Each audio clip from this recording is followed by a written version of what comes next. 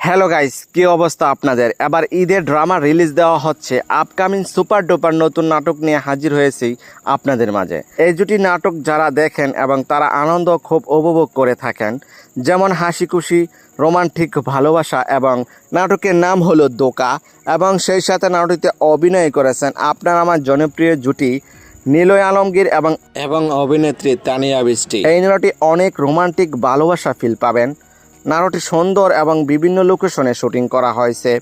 অনেক সুন্দর মনমুগ্ধকর দৃশ্য ফুটিয়ে তুলে ধরেছে এই নাটকটিতে। এই নাটকটি কোথায় কিভাবে দেখবেন?